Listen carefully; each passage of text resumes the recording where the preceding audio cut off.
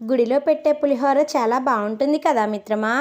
అలా అని ఇంకోసారి చేయి చాపి అడగాలేమో, ఆ టేస్ట్ మరవాలేమో. మన ఇంట్లోనే చేసుకుంటే బాగుంటుంది కదా. ముందుగా రైస్ వండేటప్పుడు 1 కప్పు రైస్ అయితే 2 కప్స్ వాటర్, 2 కప్స్ రైస్ అయితే 4 కప్స్ వాటర్ పోసుకొని అందులో 1 స్పూన్ సాల్ట్, హాఫ్ స్పూన్ పసుపు, 2 టేబుల్ స్పూన్ ఆయిల్ వేసి రైస్ వండాలి.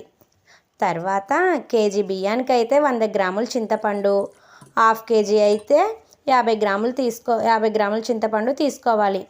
అందులో కొద్దిగా వాటర్ పోసి కడిగి తర్వాత వాటర్ పోసి 2 మినిట్స్ మరిగాక స్టవ్ ఆఫ్ చేసి చల్లారాక చింతపండుని మిక్సీ జార్లో వేసి 2 టైమ్స్ తిప్పాలి.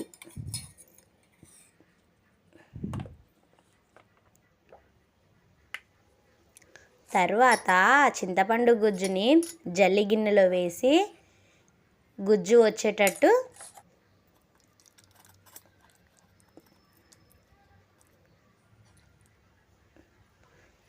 పిప్పు తీసి బయటపడేసి ఆ చింతపండు గుజ్జులో 1/2 చెంచా పసుపు, 1 చెంచా సాల్ట్, కరివేపాకు, పచ్చిమిర్చి,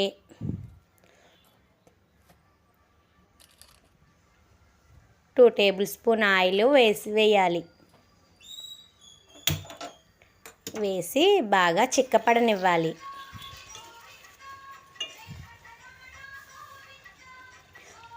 తర్వాత కళాయి పెట్టి 1/2 చెంచా మెంతులు వేసి 1 చెంచా మిరియాలు వేసుకొని 1/2 చెంచా జీలకర్ర వేసి 1 చెంచా ధనియాలు వేసుకొని దోరగా వేయించాలి.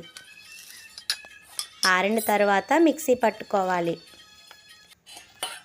తర్వాత వండిన అన్నాన్ని చల్లార్చి పెట్టుకోవాలి.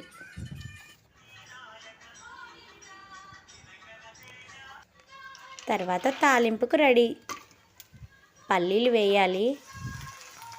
తర్వాత ఎండుమిర్చి, పచ్చిమిర్చి, 1/2 చెంచా ఇంగువ, కరివేపాకు, తాలింపు సామాను వేసి